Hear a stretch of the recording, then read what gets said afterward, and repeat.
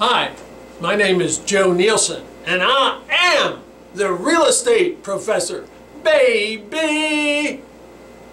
The name of the talk today is 26 violations. And this has to do about inspections. When you have a house, it's in a municipality. And that municipality, by and large, has the right to go in and inspect your rental properties.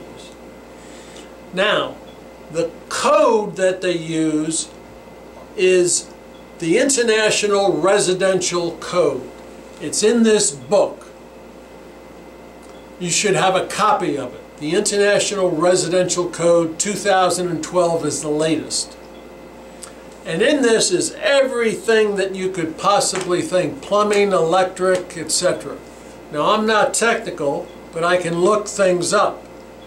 The municipality, the inspectors, by and large, use that. They may have a few other statutes in that municipality, but by and large, they incorporate that, and that is their code. The inspectors who come out are code inspectors. They're not opinion inspectors. They can't make things up if they think a door should have a screen door on it, but the code doesn't say that. Now, if they have in the municipality, if they have a code that's a statute that says that, fine, but 9 out of 10 don't. So they have to go by rules, kind of like a judge. A judge has rules. He interprets the law, the code, so to speak. If you go to inspections and you understand what the code is in general, and you're reasonable and they're reasonable, fine, and we'll address that.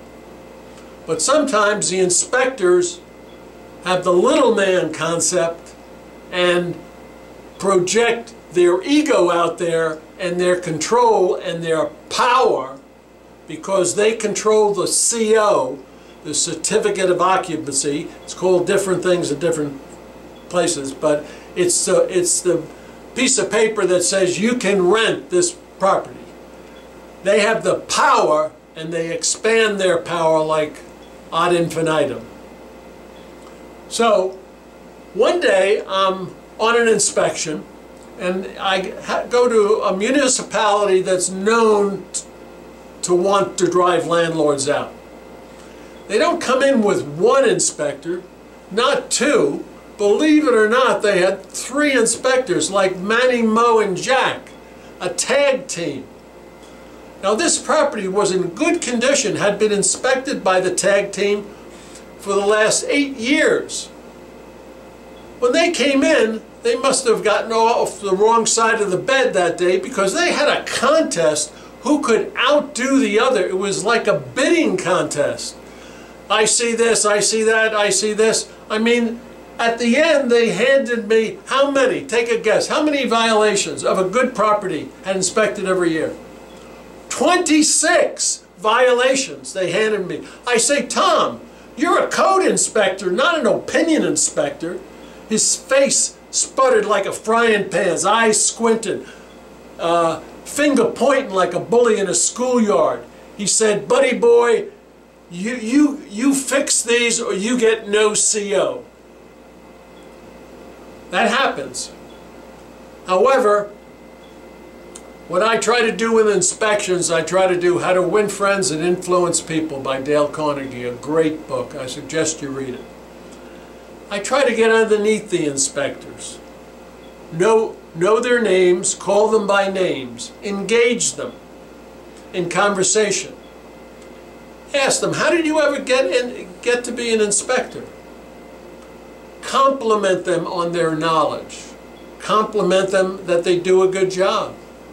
I once wrote a letter to a municipality's board complimenting all the inspectors. First time that ever happened there. The inspectors loved it. So I try to get underneath them, and yet they know I have the code in my car, or many times I bring it to an inspection and ask them to show me the code. Remember, they're code inspectors. They're not opinion inspectors. And the real estate professor believes that you can do it.